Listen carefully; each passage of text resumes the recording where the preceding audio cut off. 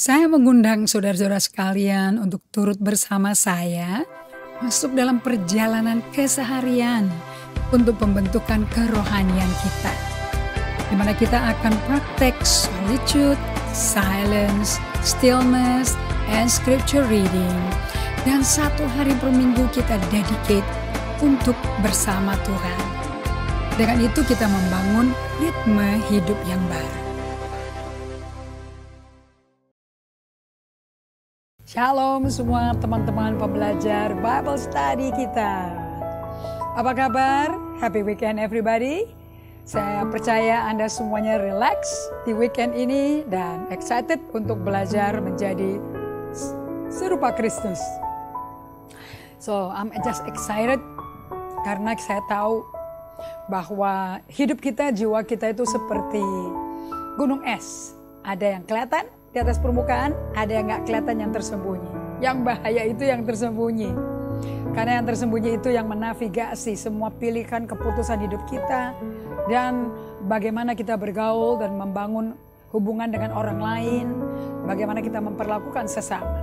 So, we better be careful. Dan lebih baik kita kenalan sama gunung es di bawah permukaan hidup kita. Atau gunung es yang secara letterlek itu ada di bawah, tersembunyi dalam air. Oke, Wah saya mau sambut semuanya teman-teman yang udah bergabung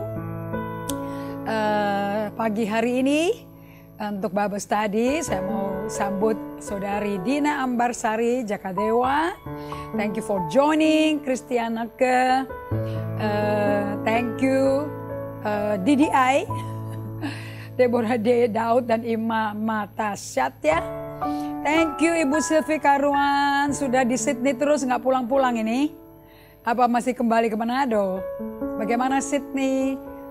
Thank you so much masih ingat saya dan masih juga bergabung di Bible Study ini. Appreciate so much.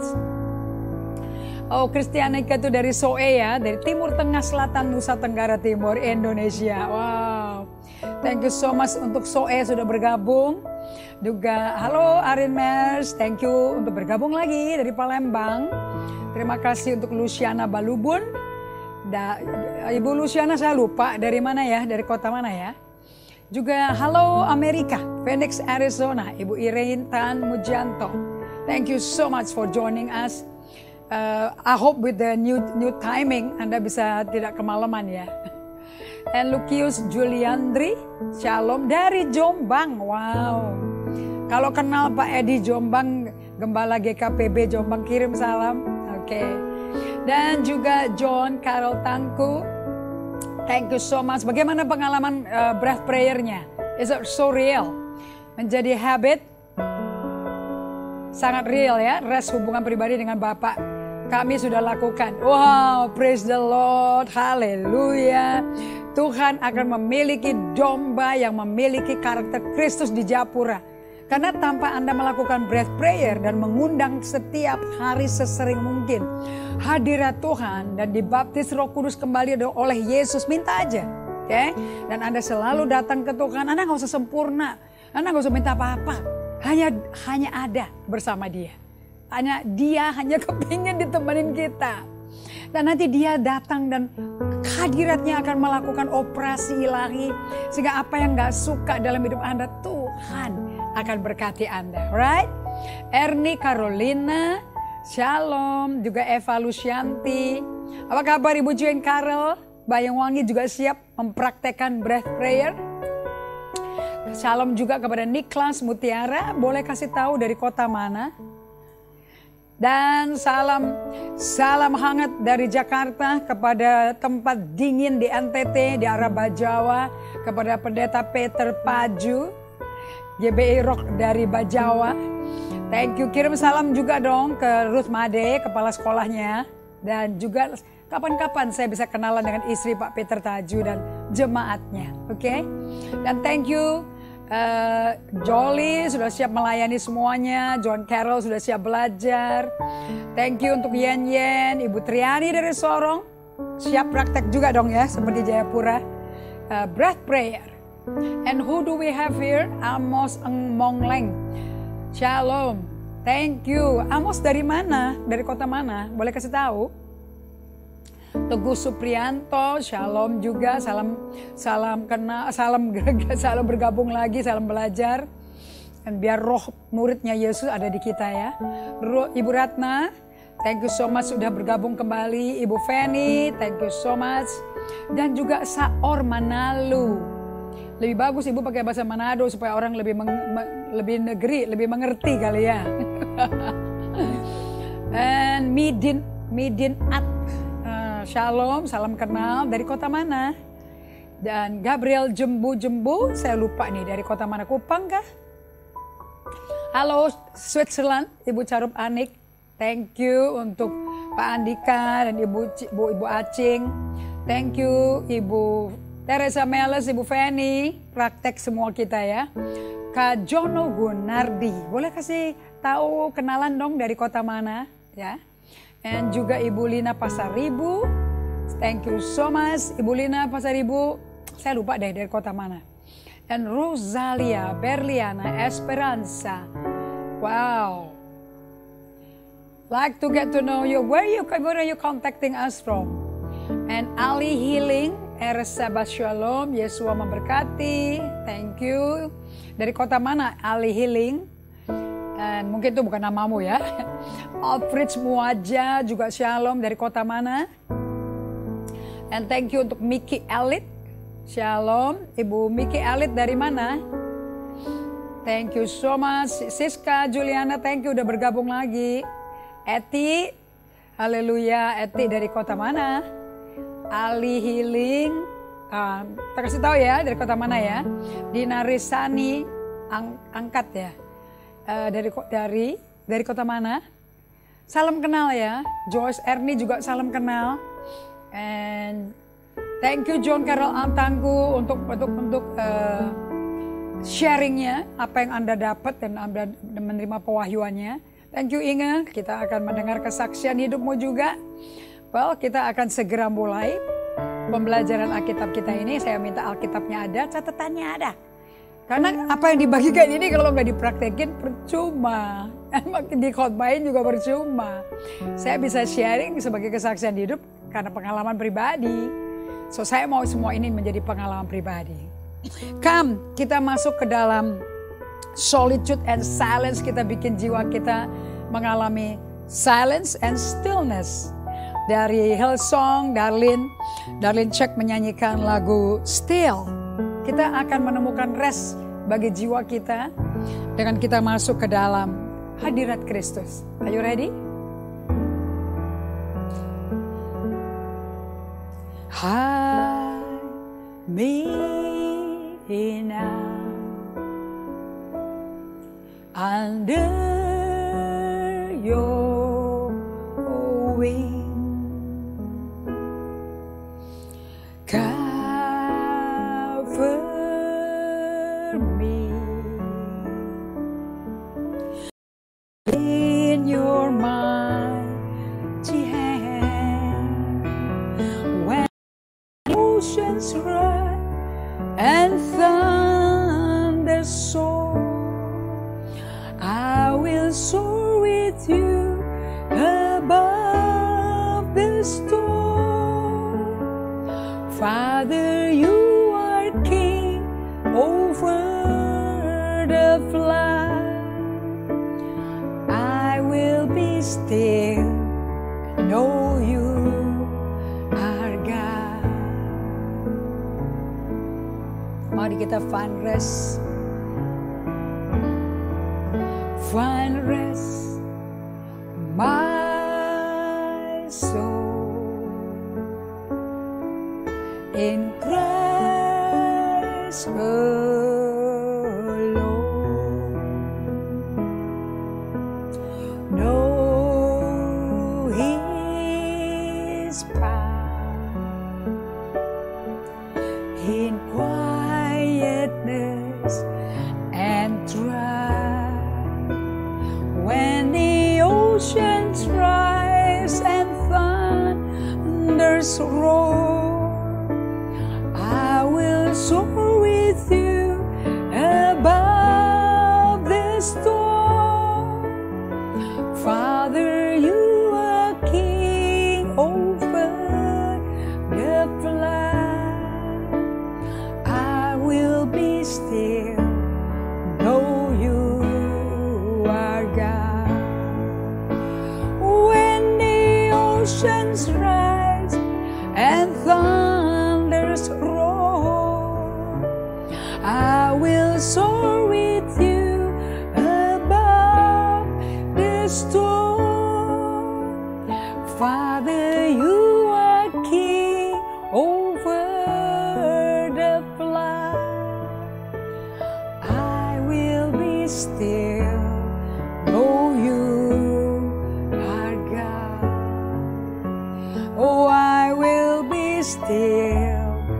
know you are God. Bawa kami ke tempat di mana jiwa, emosi, pikiran kami teduh, tentram, kalem, tenang. Di tengah badai menerpa, di tengah ombak mengamuk, di tengah guntur, kilat berbunyi, menyambar kiri dan kanan. Tapi kami bisa tenang, bisa teduh. Hanya di dalam hadirat Kristus saja kita bisa tenang. Buat kami minta Bapa kami di surga, buat setiap kami mengalami lirik lagu ini. Bukan sebagai lagu, sebagai pengalaman hidup. Dan melalui badai yang menerpa, guntur yang saling sambar menyambar, di tengah-tengah ombak mengamuk, kami menemukan jiwa kami tenang. Be still my soul and know that I am God. Tuhan, pada waktu kami bisa mengalami ini, di setiap saat kami melakukan day by day, datang ke hadapan-Mu untuk tenang, untuk berdiam, merenungkan firman-Mu, mendengar Engkau berbicara langsung kepada kami secara pribadi, merenungkan catatan-catatan dari guru-guru sebelum kami yang menjadi penulis sejarah, bergaul dengan Tuhan dalam keintiman.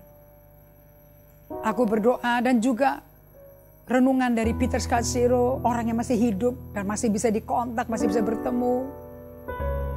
Kami minta di dalam nama Yesus Kristus Tuhan kami, agar kami bisa jujur dengan diri kami sendiri, dengan pertanyaan reflection kami, merenungkan, berdiam, berhenti, dan mendengar suara emosi kami.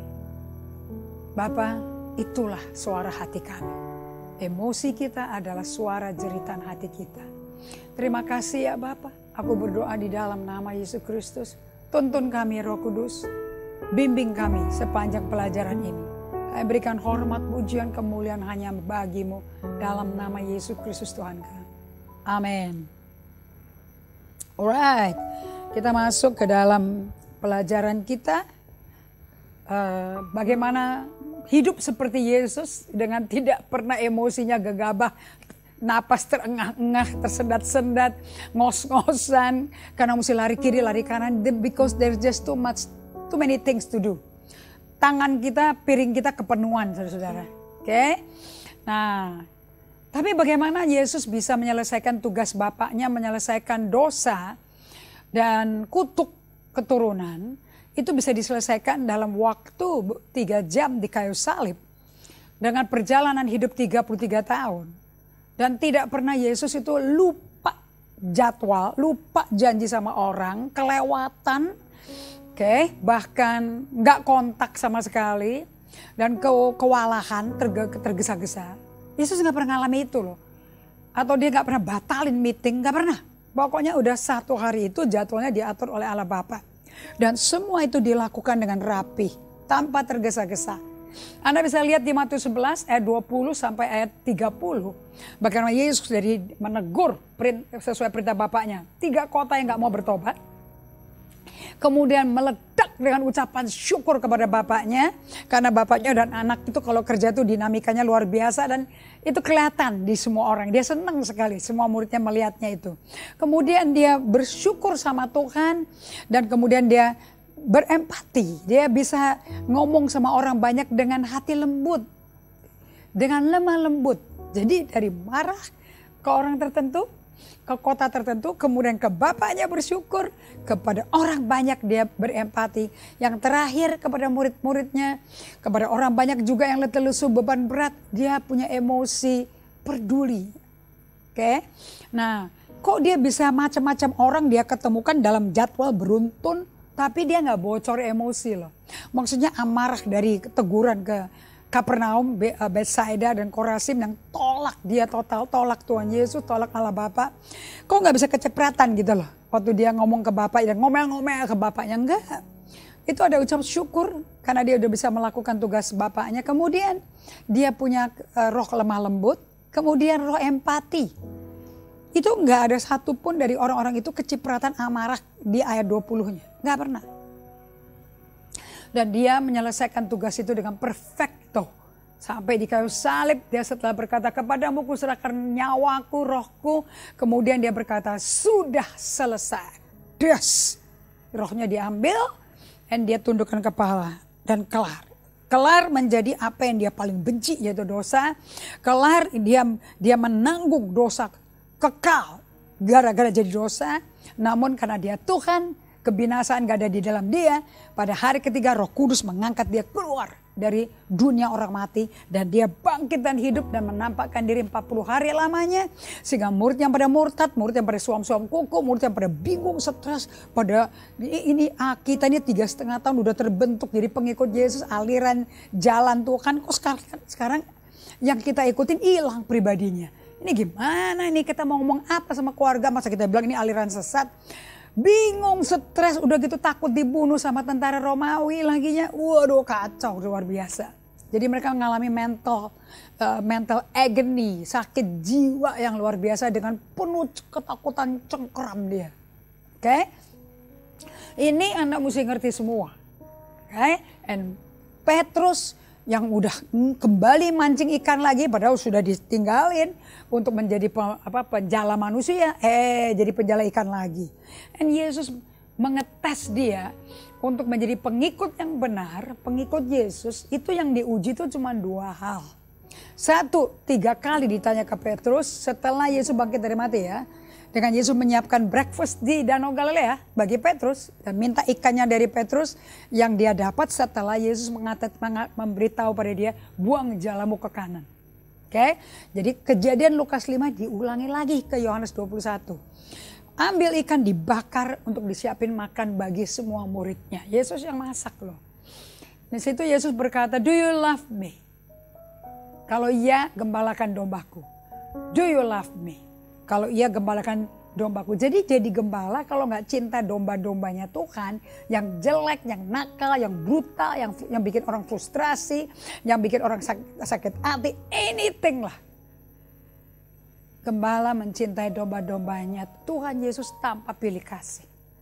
Makanya syaratnya jadi gembala, do you love the sheep of God? Apakah Anda mencintai dombanya Tuhan? Nah, kalau iya, ciri-cirinya kayak apa? So kita lihat di Mazmur Daud, karena Daud itu gembala yang luar biasa. Dan di usia sangat lanjut usia dia menulis Mazmur 23. Nah, domba itu pengikut gembala. Jadi dengan kata lain untuk jadi pengikut gembala total hidupnya. Makanya dia memiliki hati yang berkenan pada Tuhan. Of course hatinya Daud sama hatinya Allah tuh sama. Dan itu gak terjadi waktu dia muda. Karena waktu dia muda dia berdosa beberapa kali, dosanya fatal lagi ya. Dosa pembunuhan suami Batsheba, berzinah dengan Batsheba. Tapi Tuhan ambil hukumannya direct kepada Daud. Kemudian dia berdosa lagi karena mau merasa kayak wah ini hebat nih gue jadi raja. Seluruh penduduk Israel ini menjadi penduduk Israel itu gara-gara aku. Dan dia bikin sensus tanpa persembahan darah. Tuhan murka sekali, 76.000 rakyatnya mati semua. Di situ dia menyesal, dia diinsafin Roh Kudus. Aduh, kok yang salah aku, kok yang ditimpakan ke rakyat. Kasihan anak-anak mereka nggak punya papa, kasihan istri-istri mereka nggak punya suami lagi. Kenapa? Terus dia naik banding kepada Tuhan berkata, mendingan aku aja dibunuh. Karena mereka nggak mengerti apa yang mereka lakukan, tapi aku ngerti. Tapi tetap Yesus mati di kayu salib. Tetap Yesus bangkit dari mati dan berkata kepada 12 muridnya, bahkan di 1 Korintus 15 itu kepada 250 orang ya. Nah, mereka semua itu mendengar dan melihat saksi hidup ini. Nah, pada waktu Anda udah menuju lanjut usia, udah senior ya, rohaninya kayak Daud ini udah senior di Mazmur 23. Dia bisa bilang, domba tuh gak bisa apa-apa ya, Anda mesti catat ya, domba tuh bodoh dan gak bisa apa-apa. Kecuali dia lihat gembalanya melakukan apa-apa, dia gak bisa kemana-mana dan gak ngapa-ngapain kecuali nunduk kepala, gigitin itu ladang sampai habis gundul. Gak ada rumput lagi, tetap aja digigitin terus. Harus gembalanya datang, kemudian pakai suaranya dia yang khas, yang hanya dombanya bisa ngerti. Mereka lari ngejar gembalanya. Dan gembala itu gak jauh dari dombanya. Oke, sebab lihat nih. Daud berkata, Tuhan adalah gembalaku. Takkan kekurangan aku. Berarti Tuhan yang nyediain dia dong. Ia membaringkan aku di padang yang berumput hijau. Dia baringin. Baring aja gak bisa itu domba. Mesti dibaringkan. Pasti kekenyangan ini. Atau lagi hamil tua. Sampai mesti dibelajarin untuk duduk di rumput hijau. Kemudian dia membimbing aku ke air yang tenang. Ini bicara apa ini? Mengenai hatinya si domba-domba. Suara jiwanya tenang. Alias mereka bebas dari ketakutan, dari parno. Mereka merdeka dari terintimidasi. Tapi untuk nyampe ke situ, lihat dong ini, Tuhan gembalaku, takkan kekurangan aku. Berarti dia menyediakan. Ia baringkan aku di padang berumput hijau. Berarti kita nggak berdaya duduk, harus didudukin. Dan itu tergantung dari gembala yang menjagainya. Dia membimbing aku ke air yang tenang. Dia segarkan jiwaku. Dia bimbing aku ke air yang tenang. Ini bicara mengenai apa? Domba tuh nggak suka air terjun. Kalau dibawa ke tempat-tempat air telaga, tapi dari air ada air terjunnya kabur mereka. Mereka sukanya little brooks, sungai-sungai kecil. Bisa kayak parit, tapi nggak ada tutup atasnya, kebuka alamiah. Oke, di situ jiwa mereka tenang sekali, karena air hidup yang memandikan mereka.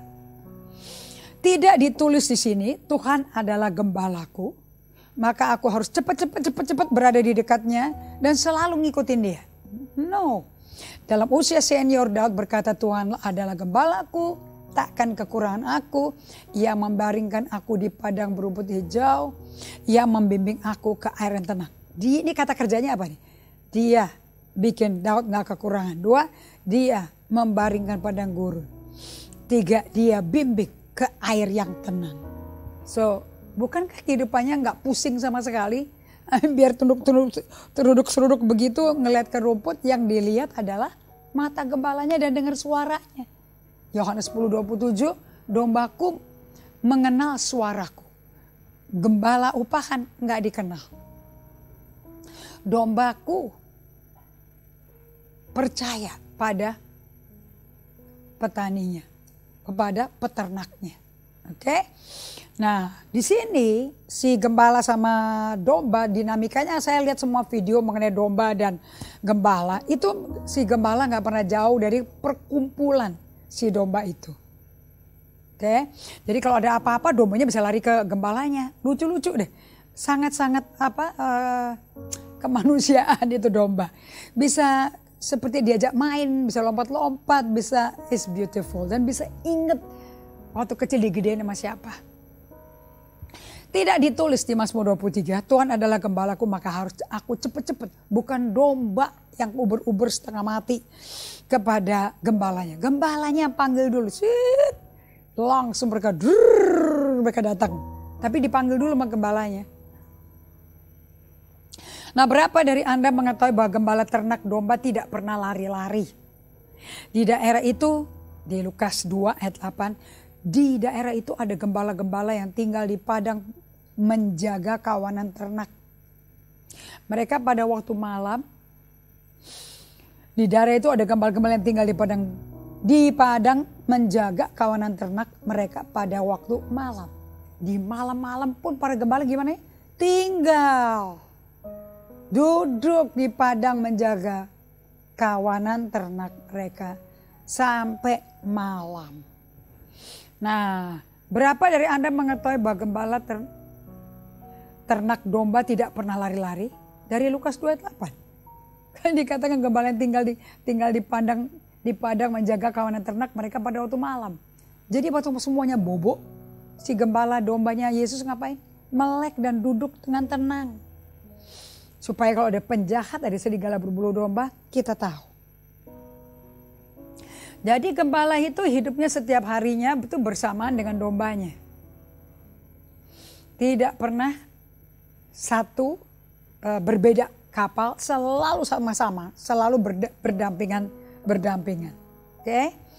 Nah, Kalau Anda mau tahu bedanya pastor sama pastor, pastor di gereja non-Katolik itu artinya shepherd. Itu artinya gembala. Dan karena si dombanya selalu tinggal sama si gembala ini, baunya gembala itu bau domba, bukan bau parfum. Nah, Anda bisa baca ini di Yohanes 10 ayat 4, Yohanes 10 ayat 79, 11 sampai 18. Jika semua dombanya telah dibawanya keluar, ia berjalan di depan mereka dan domba-domba itu mengikuti dia karena mereka mengenal suaranya. Hanya kenal suara aja udah mantep dombanya. Bagaimana Anda mendengar suara Roh Kudus yang tiap hari tinggal di dalam batin Anda? Itu mesti bikin Anda bergelora dan mantap, bukan?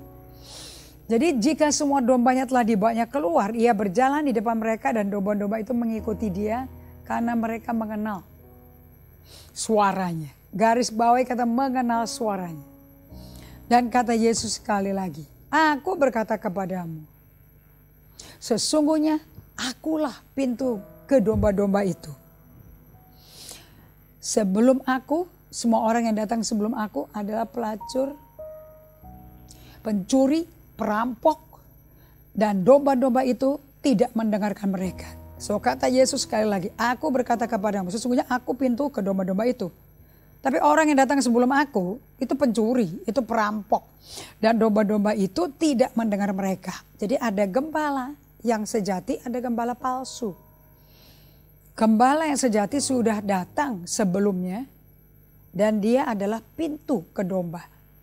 Gembala palsu bukan pintu ke domba. Dia pencuri, pembunuh, pembinasa, dia rampok. Dan domba-domba itu gak mau dengerin dia. Gak kenal suaranya. Dan atau kalau dia ngomong aneh suaranya. Kita baca ya, untuk kita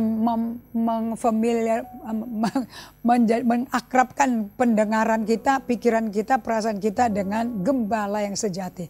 Gembala agung kita. Yohanes 10 ayat 4 sampai 18. Akulah gembala yang baik. Bukankah luar biasa? Ini yang ngomong bukan pendeta, bukan pengkhotbah. Yesus sendiri ngomong mengenai dirinya dia. Isn't it amazing? Anda berani gak ngomong sendiri seperti ini? Dia ngomong loh. Apa yang dia dengar, pokoknya apa yang dia ngomong itu dia dengar dari Bapaknya. Dan kalau Roh Kudus ngomong dia dengar dari Yesus. Jadi gak mungkin dia GR nih ngomongnya. Ini Bapaknya yang suruh. Akulah gembala yang baik. Bapak Ibu sekalian, gembala yang baik itu adanya di antara domba. Gembala yang baik memberikan nyawanya bagi domba-dombanya. Yang diberikan bukan hanya pisang goreng dan kopi panas, tapi dia berikan nyawanya bagi domba-dombanya. Dia pertaruhkan nyawanya demi keselamatan domba-dombanya. Bukankah Yesus lakukan itu di kayu salib? Akulah gembala yang baik dan aku mengenal domba-dombaku. Segembala yang baik mengenal domba-dombanya. Dan domba-dombaku mengenal aku seperti Bapa mengenal aku. Wow. Jadi pengenalan kita akan Yesus mesti sedalam pengenalan Bapa surgawi mengenal Yesus di bumi sebagai manusia. Dan aku mengenal Bapa. Yesus berkata, aku kenal Bapa dan aku memberikan nyawaku bagi domba-dombaku. Berkali-kali diulang-ulang loh nih. Ini namanya the law of repetition. Hukum pengulangan. Artinya yang ditekankan apa? Yang diulang. Yang diulang apa? Aku mengenal domba-dombaku. Aku memberikan nyawa bagi domba-dombaku. Tidak seorang pun mengambilnya daripadaku, melainkan aku memberikannya menurut kehendakku sendiri. Aku gembala yang baik dan aku mengenal domba-dombaku. Dia ngomong aku gembala yang baik diulang berapa kali? 2 kali udah ya, ayat 4. Sekarang ini ayat 7 sampai 9. Oke? Aku gembala yang baik lagi. Aku mengenal dombaku. Aku memberikan nyawaku bagi dombaku. Di ayat 4, gembala yang baik memberikan nyawa bagi domba-dombanya. So this is diulang-ulang supaya ciri-ciri seorang gembala tuh jelas bagi gembala juga, termasuk saya. Oke? Tidak seorang pun mengambilnya daripadaku. Itu domba gak mungkin hilang. Gak mungkin dicolong serigala berbulu domba. Melainkan aku memberikannya menurut kehendakku sendiri. Jadi tidak ada salah satu pun dari dombanya itu semaunya sendiri datang muncul, itu dikirim sama bapaknya. Aku berkuasa memberikannya dan berkuasa mengambilnya kembali. Ini tugas yang kuterima dari Bapakku. Anda bisa garis bawah itu, ini tugas yang kuterima dari Bapakku. 100% gembala yang baik. Melakukan 100%, gak ada agenda lain, gak ada kalender lain. Kecuali kalender Bapak surgawi di surga, itu kalendernya di bumi.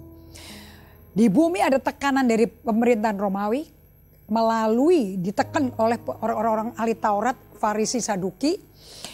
Di bumi ada orang berdosa, kayak ada wanita pelacur, wanita kumpul kebo, ada tukang cukai, ada orang kusta, ada orang buta, ada penjahat-penjahat semua juga ada. Orang munafik juga banyak, tapi dia nggak bingung sama suara mereka loh. Dia cuma tahu suara bapaknya loh. Demikian domba. Gak usah bingung sama suara yang lain. Dengar suara bapakmu. Dengar suara gembala yang baik itu. Jangan dengerin ancaman, fitnahan, gosip segala macam. Biar datang gak apa-apa. Tapi yang kita perlu dengar finalitasnya adalah suara siapa yang kau mau dengar. Suara gembalamu. Karena domba-dombaku mengenal suaraku. Yang dikenal suaranya dong. Akibatnya kenal karakternya. Kenal Yesus seperti Bapak kenal Yesus. Wow, ini perkenalan dalam ini. Gembala yang baik selalu mengeliminasi hal-hal yang harus atau mesti dikerjakan. Ini Anda mesti pelajari ini ya. Pokoknya kalau gembala yang benar-benar gembala yang melakukan tugas agenda Bapak surgawi, dia pasti mengeliminasi, mencoret apapun yang pakai kata-kata, kamu harus. Hal-hal yang ini mesti, harus. Kata harus dan mesti itu coret. Nggak ada di vocabulary kosakata dari seorang gembala sejati, gembala yang baik kata, kamu sebegini loh, kamu sebegini loh. Nggak ada. Oke? Gembala yang baik yang penting itu dia memahami untuk tidak mengerjakan sesuatu apapun. Saya breakdown ya Mazmur 23. Gembala yang baik itu penting memahami dia nggak mengerjakan sesuatu apapun untuk dirinya sendiri, untuk menunjukkan dirinya sendiri, nggak. Apapun yang dia dengar bapaknya lakukan, dia lihat Yohanes 5:19, anak dari dirinya sendiri tidak bisa melakukan apa-apa kecuali anak melihat bapaknya lakukan. Justru gembala yang baik perlu merencanakan. Tidak mengerjakan apapun, tapi merencanakan kehendak bapaknya dijalankan oleh dombanya itu gimana. Gembala yang baik penting berurusan dengan kepanikan menghadapi tidak ada kesibukan pelayanan. Ini gembala manusia ini. Yang nomor 3 ini bicara keras buat saya. Gembala yang baik penting berurusan, deal with dengan kepanikan. Panikan apa? Kapan gembala itu panik? Waktu nggak ada undangan khotbah. Tapi fokusnya cuma melulu ke dombanya yang dipercayakan Tuhan Allah Bapa kepada dia. Jadi kalau sampai nggak ada undangan khotbah di tempat lain, nggak ada pelayanan, dia nggak panik. Karena nggak sibuk jadwalnya. Karena gembala yang baik, pay attention to the sheep, memberi perhatian ke dombanya, bahkan kasih nyawa ke dombanya. Bagaimana mau ngurusin khotbah di tempat pelayanan tempat lain. Jadi kalau kalender undangan keluar nggak ada, kosong, dia nggak panik. Paniknya dia gara-gara nggak ada yang ngundang. Nah, tenang. Gembala yang baik perlu bikin planning aja, tapi jangan kerjain sendiri. Gembala yang baik itu penting memahami tidak melakukan apa-apa sendiri. Oke, sesuatu apapun itu harus datang dari Bapa oleh Roh Kudus di dalam nama gembala itu. Jadi dia mesti kerja sama dengan akur, dengan harmonis dalam tritunggalan itu. So, gembala domba tidak tergesa-gesa sama sekali untuk menghidupi kehidupan dengan gaya atau cara hidup tak terburu-buru. Di zaman digital ini. Nah, kalau sampai bisa nggak buru-buru, kita pegang 3-4 gadget aja udah tergoda sekali. Yang ini belum dipegang, oh ya ini ada berita ini, oh ini ada berita ini, ini ada berita ini, apalagi megang lebih dari satu organisasi. Di zaman digital ini dengan banyak gadget, semuanya kontaknya berbeda-beda. Berbeda-beda orang yang kirim berita di situ dan minta tanggung jawab, minta persetujuan. Itu bisa nggak pegang 3 gadget di zaman digital dan cepat sekali info-info masuk. Tapi bisa dikerjakan satu gadget tanpa terburu-buru dan tidak stres, tidak parno. Tapi menghidupi gaya kehidupan atau cara hidup yang sama sekali tenang, still, teduh, tentram, kalem. Anda mau tahu goal Anda jadi pengikut Kristus? Ini aja. Gembala domba itu tidak tergesa-gesa sama sekali untuk menghidupi kehidupan dengan gaya atau cara hidup tak terburu-buru di tengah zaman digital. Itu namanya hidup karena percaya, bukan hidup karena melihat. Nah, di balik ketenangan ada kekayaan dari kehidupan yang berbeda. Jadi kalau Anda mau mengalami surga di bumi, kuncinya jiwanya dilatih, dijinakkan sampai tenang. Enggak ada cara lain. Baru kita bisa melihat kelimpahan. Kita bisa dibuka lensa matanya, melihat perspektif Tuhan. Nah, ini ada fakta-fakta yang menjadi discovery, penemuan-penemuan bahwa gembala manusia yang terburu-buru, semua pengalaman terburuk dari seorang gembala yang kerjanya dengan tergesa-gesa terburu-buru, itu terjadinya pada waktu dia panik, parno. Dan parnonya itu karena kewalahan kebanyakan kerjaan. Dan dengan mepet waktu dilakukan semua diseradak sudut kiri-kiri dan terburu-buru, udah nggak ada waktu mikir untuk duduk tenang. Nah, itu adalah pengalaman paling buruk dari seorang gembala. Kedua, Anda tahulah ya kapan kita bisa begini. Ada yang meninggal, ada yang lahir, ada yang mau cerai, ada yang perang di dalam rumah tangga, semua macam beragam problem. Tapi Anda bisa tenang dan kalem gak? Tahu mana dulu yang di-attend, bagaimana caranya, pendekatannya gimana. Itu Yesus punya kemampuan seperti itu dan Yesus itu tinggal di dalam kita. Kita membawa roh penyelesai, the finishing spirit. Apa yang Yesus kerjakan, kita kerjakan pula. Jadi waktu menghadapi variabel karakter watak orang kayak apapun, tenang karena udah tahu. Dari buku-buku kita belajar mengenai Yesus. Menghadapi badai. Oke? Kasih, sukacita, dan damai sejahtera tidak kompatibel dengan terburu-buru. Kalau betul-betul Anda gembala yang baik, Anda tidak terburu-buru, Anda selalu di tengah-tengah domba. Saya baca buku dan pengajarannya saya ngikutin, tapi belum bisa dapat komplit. Nama buku itu Smell Like Sheep.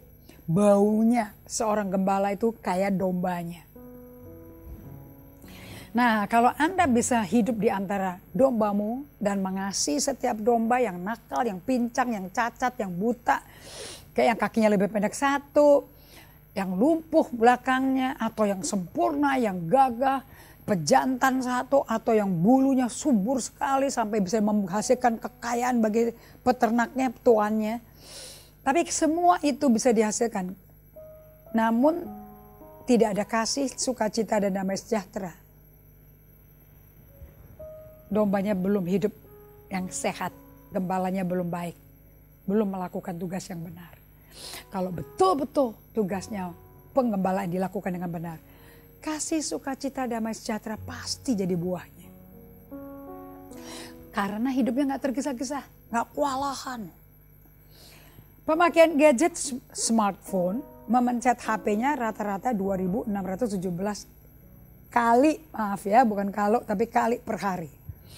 Nah, berdasarkan survei, ternyata diketemukan bahwa sehari setiap orang itu bisa mencet HP-nya, smartphone-nya rata-rata 2.617 kali. Saya mau tanya pada Anda semua, kalau 2.617 kali per hari kita kontak dunia luar, dan kita tidak kontak Tuhan sama sekali karena udah habis waktunya. Berarti Anda sudah buang-buang waktu, hidup tergesa-gesa tanpa hasil? Karena Anda tanpa Tuhan. Ngomong kasarnya, ini survei yang dibikin bahwa rata-rata tiap orang itu membuat 2.617 kali per hari. Itu HP-nya, Anda bisa buang, Anda bisa lempar, bisa di mana terserah. Oke, tapi tidak akan membuat internet putus kalau masih ada koneksinya. Dan kalau dikembaliin, Anda bisa kembali ke penyakit lama gitu loh. Nah, tapi kalau Anda kena penyakit lama, ya per hari 2.617 kali mainan gadget itu. Nah, ini udah dilakukan survei. Ini angka survei. Nah, kalau sampai Anda melakukan 2.617 following atau contacting setiap sosmed, pertanyaannya pada Anda adalah, kenapa Anda nggak bisa 2.617 kali menghadap tahta Allah? Pribadinya sama loh. Ini bicara orang yang sama loh. Nah, perbedaan drastisnya. Kita baca Mazmur 16 ya. Kalau kita betul-betul berjalan tanpa tergesa-gesa, tidak terburu-buru, tidak under pressure, tidak di bawah tekanan orang lain yang taruh pengharapan mereka ke kita. Oke, kalau Anda betul-betul mengungkapkan perasaanmu dengan bebas dan Anda mengenali perasaanmu dari pengajaran yang diberikan, dan Anda share dengan close friend Anda, dengan teman dekat Anda, maka Mazmur 16 katakan ayat 8 dan 9. Aku senantiasa memandang ke Tuhan. Kuncinya segala macam ulah dari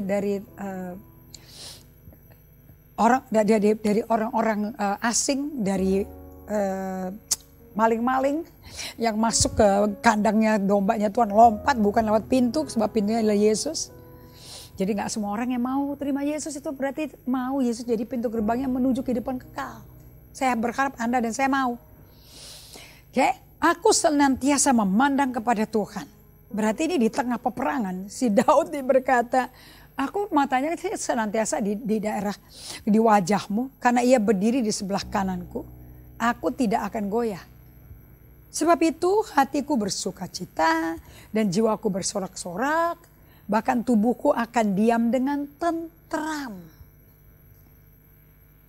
Nah, kalau Anda hidup seperti ini sebagai domba ke gembala, dan gembala manusia di bumi saat ini, dari orang berdosa bisa bergaul intim setiap hari di muka mami, orang tua yang sebenarnya.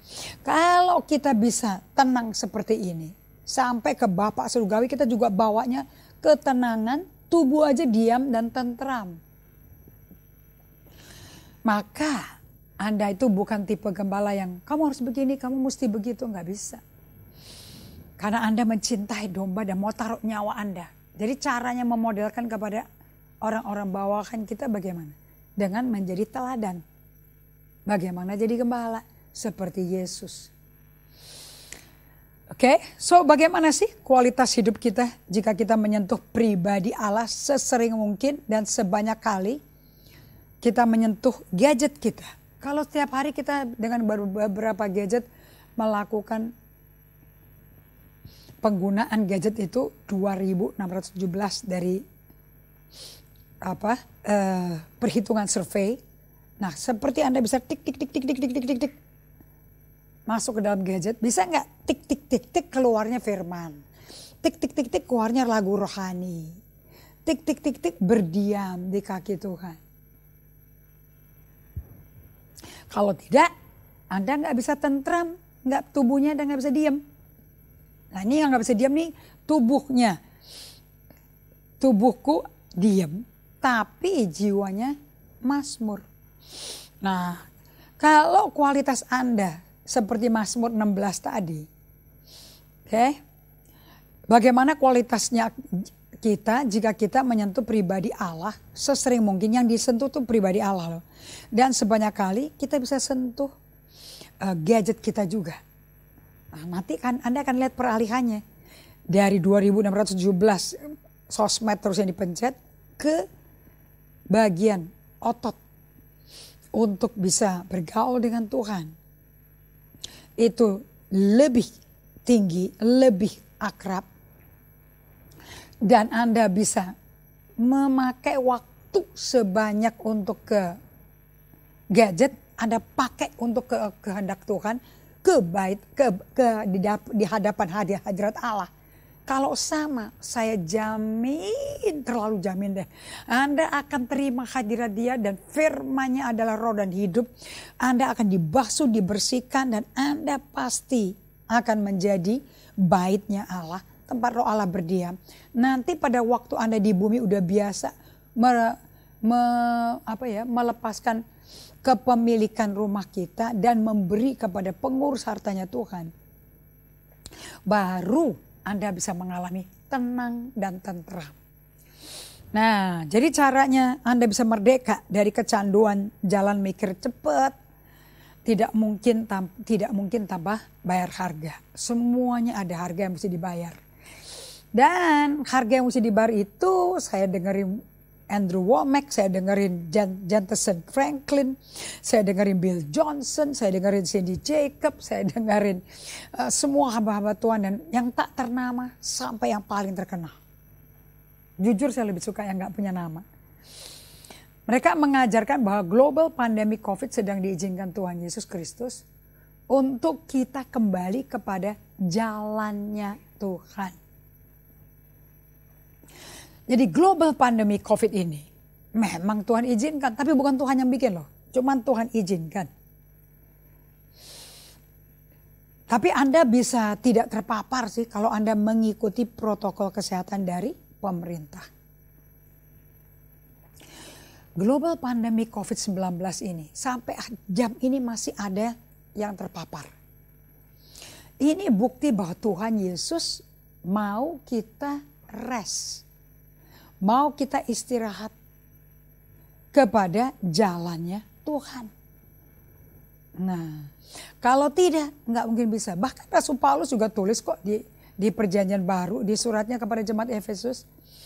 Efesus 5 ya, ayat 16-17. Maksud saya, kata Paulus, pakai deh setiap kesempatan untuk melakukan yang baik.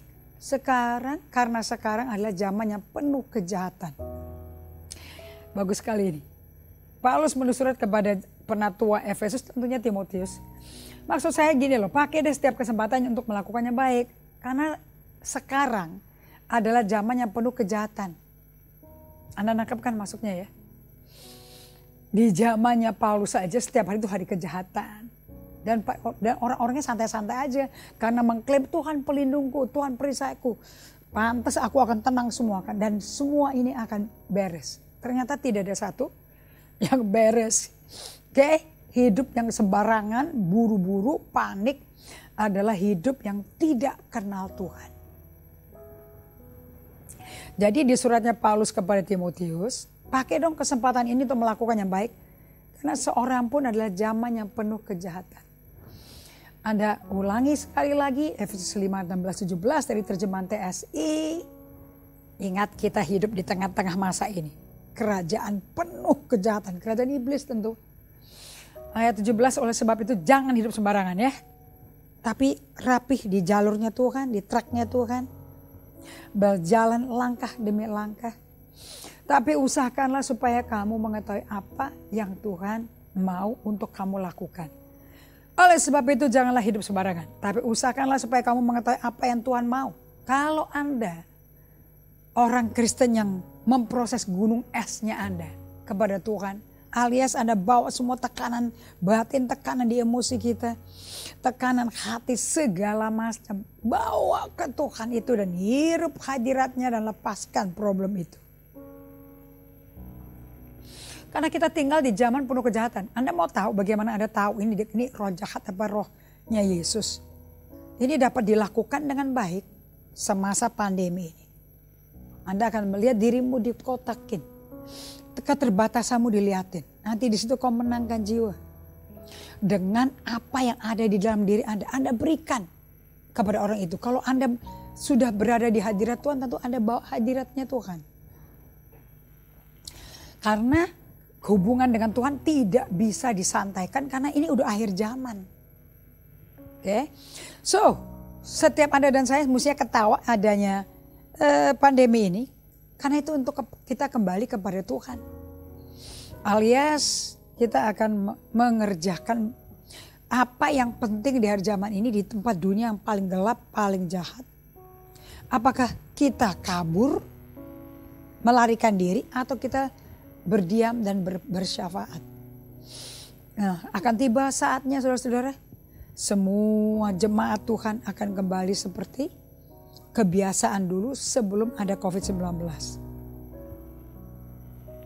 Nah, apapun yang Anda lakukan sehari-hari, Anda mesti tahu ya, jika Anda tidak pakai the best use of the time, because the days are evil, therefore do not be false. Oleh sebab itu kamu jangan bodoh, jangan jadi bebal, tapi mengerti apa sih kehendak Allah. Jadi caranya mungkin Anda gak turun tangan menggembalakan domba, tapi Anda melihat gambaran bagaimana menggembalakan. Sehingga dengan firman yang tepat, dia bisa hidupin semua. Bagaimana doa meratap, bagaimana doa sehari-harian, bagaimana doa menutup harian itu. Nah, semua gejolak emosi keluar Bapak Ibu sekalian. Tapi itu jangan dipendem. Nanti suatu hari, apa sih istilahnya, kena tombol merah ya. Kepencet, dos mental langsung kayak springboard. Oke. Jadi Anda perlu hidupi kehidupan satu kali di bumi ini dalam waktunya Tuhan. Hidupilah kehidupan satu kali di bumi ini mengikuti schedule, timing, waktunya Tuhan. Kita lihat ya di Khotbah 3 ayat 1-8. Jelas sekali ini awal akhir dibikin sepasang. Untuk segala sesuatu ada masanya. Untuk apapun di bawah langit ada waktunya. Ada waktu untuk lahir, ada waktu untuk meninggal, ada waktu untuk menanam, ada waktu untuk mencabut yang ditanam, ada waktu untuk menangis, ada waktu untuk tertawa, ada waktu untuk meratap, ada waktu untuk menari. Semua tuh udah diatur dari lahir di keluarga yang gak punya nama, tapi aku ternama di gereja Tuhan, di keluarga Tuhan. Oke, nah kalau Anda menghidupi kehidupan tidak tergesa-gesa di bumi waktu di gereja, Anda akan mengalami yang namanya pendewasaan rohani, kesehatan emosi. Well, kita sudah sampai penghujung pembelajaran ini. Mari kita cek hari-hari kita apakah dipenuhi oleh ketakutan, kecemasan, mudah teriritasi, dan tegang, dan padat sibuk.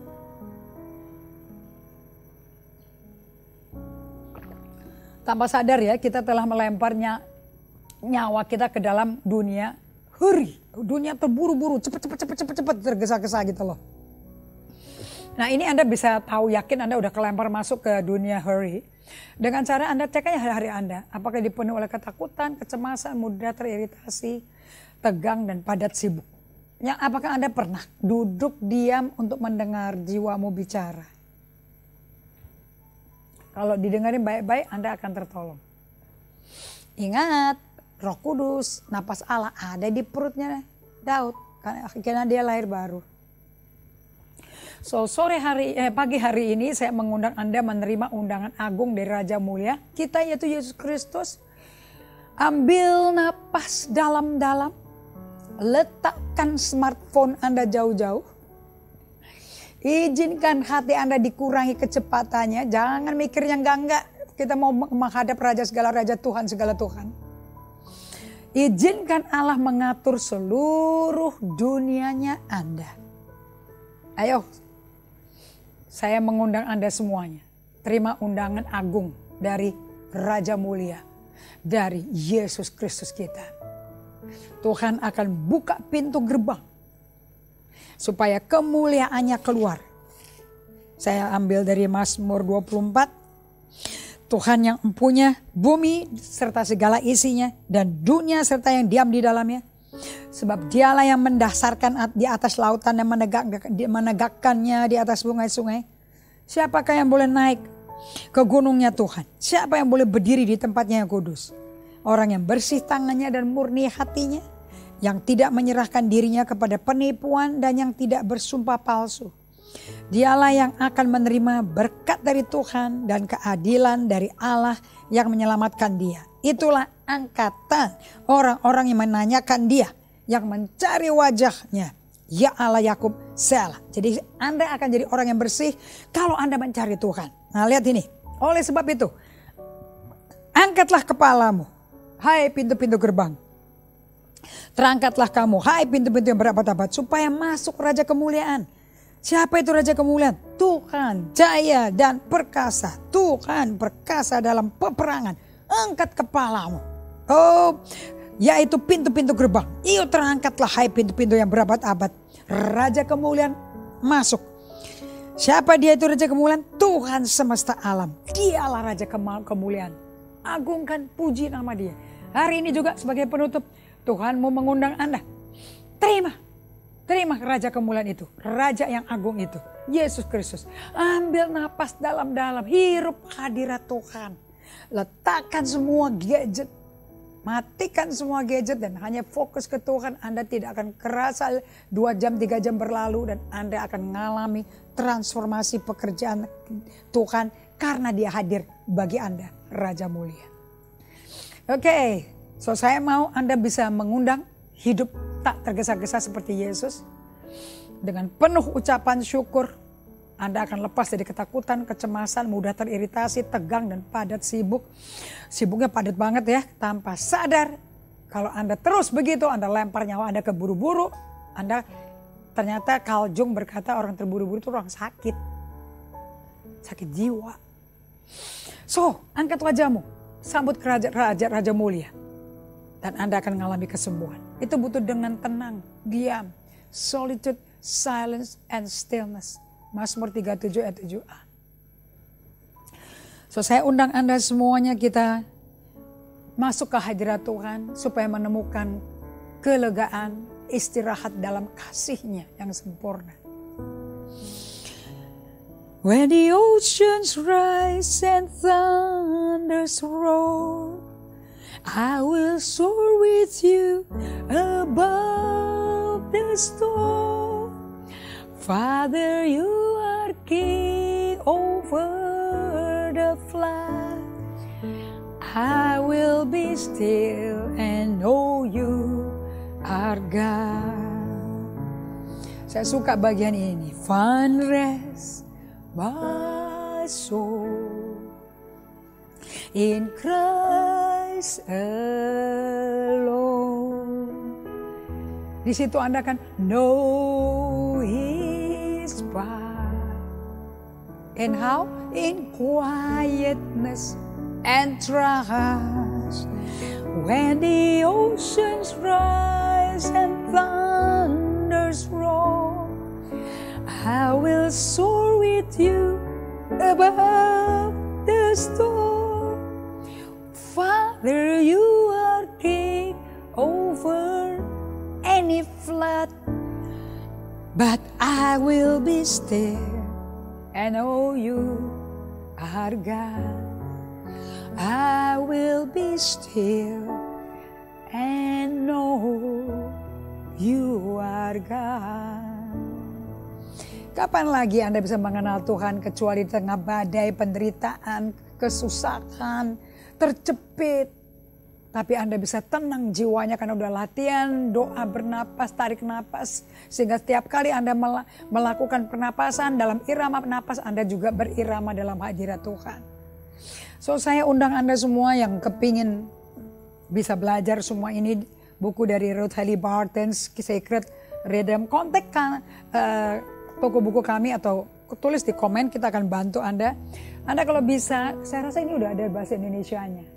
Dari Dallas Willard, judulnya ini pembahasannya gak main-main. The Renovation of the Heart.